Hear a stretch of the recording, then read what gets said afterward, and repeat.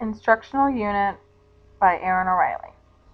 The student characteristics: they were in 4th grade at a suburban parochial school. I did a small group lesson with 4 students, 3 girls and 1 boy.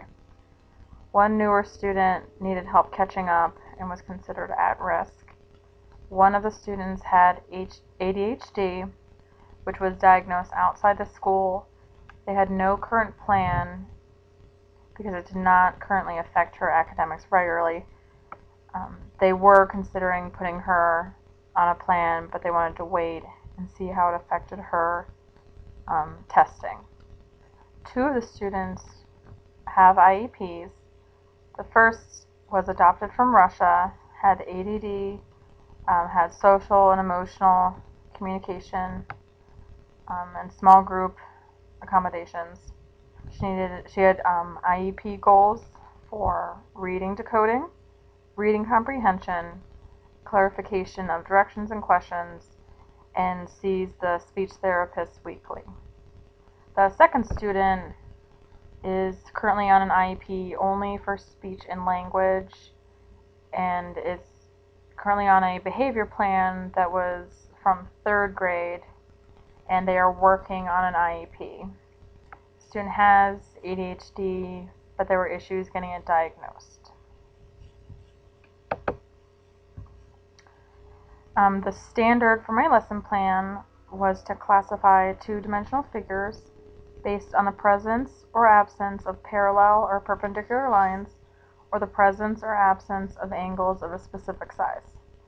They also need to be able to recognize right triangles as a category and identify right triangles. The lesson plan objectives were to classify 2-dimensional shapes into categories based on presence or absence of acute, obtuse, or right angles, and identifying a right triangle. My delivery plan was to introduce myself and have the students write their names on mini dry erase boards and to hold them up. I would tell them that our goal would be talking about different ways to describe and classify shapes. The first step would be to use the dry erase boards to go over the content, including quadrilaterals, parallelograms, perpendicular lines, acute, obtuse, and right angles and triangles. The second would be to find out what the students already know as they hold up their answers. The third step was to use the GeoBoard app on the iPads and have the students make triangles and different 2-dimensional figures. With any extra time we had, and to provide time to work with students who need extra help, they would have time to use the 2-dimensional figures and triangles to make creative drawings using those shapes. Here's an example of the GeoBoard app.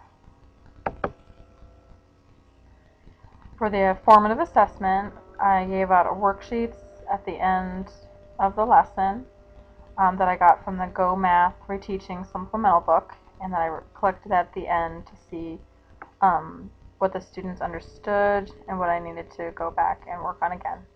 And the summative at the end of the lesson would be a unit test. On reflection, I did well using the student learning outcomes as a basis to revise lessons using formative assessment. An example of this was when I gave out one of my worksheets, I could tell that many of the students were still confused about how to identify a right triangle. So I revised my next lesson to focus more on how they could identify right triangles. Another of my strength was that I was effective at measuring my set objectives.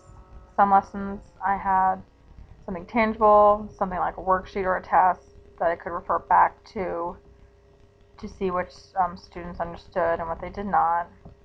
What I would do differently would be to better record the student progress throughout the unit. Because although at some of the lessons I did have something tangible like a worksheet or a test, others, if I just had the students make shapes, I had no set information like a chart or graph to tell me what students knew which information. I'd also want to work on giving more explicit instruction to the students throughout the lesson, like telling them, oh, we're doing this next, or what we're doing at the beginning of the lesson, being more explicit about their end goal for each individual lesson.